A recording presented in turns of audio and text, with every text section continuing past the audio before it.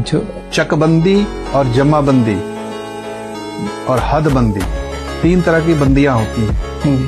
तीनों में अंतर बताइए संक्षेप। आपने भी कभी ना कभी अपने दादा के मुंह से या फिर और किसी के मुंह से जरूर सुना होगा कि खेत पे चकबंदी हो रही है, हदबंदी हो रही है, फिर जमाबंदी हो रही है, लेकिन आपको इसका मतलब पता था? नहीं पता था? तो चलो आप समझते हैं बिल्कुल आसान भाषा में। देखो, चकबंदी का मतलब ये होता है कि किसान की अलग अलग जगहों पे जो ज़मीनें हैं उसको एक जगह कर दिया जाता है। मान लो किसी किसान की एक जगह है 5 बीघा, एक जगह है 5 बीघा, तो उसको एक जगह 10 बीघा कर दिया जाएगा, उसको 10 बीघा दे दी जाएगी।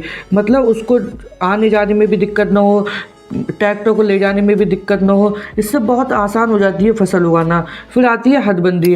हदबंदी में क्या होता है, जो किसान की एक ज़मीन होती है सीमित, उसको सीमित किया जाता है। जैसे अगर 5 बीघा है तो 5 बीघा नापी जाती है, जिससे क्या होता है कि किसान अगले को ज़मीन नहीं बढ़ाता है। मान लो ये किसी दूसरे की ज़मीन है, तो किसान की अगर नपत होगी तो वो उससे अगले को ज़मीन को अपनी नहीं बढ़ाएगा। इससे लड़ाई झगड़े कम होते हैं, और जिस किसान की कागजात के अनुसार ज़्यादा ज़मीन निकलती है उस किसान को जो मतलब ज़मीनहीन होते हैं उनको दे दिया जाता है। आपने सुना होगा कि हमें पट्टे में ज़मीन मिली हुई है, तो वो ज़मीन को क्या होता है किसी बड़े किसान से लेके दिया जाता है जो कि उसके कागजात में नहीं होती है। फिर आता है जमाबंदी।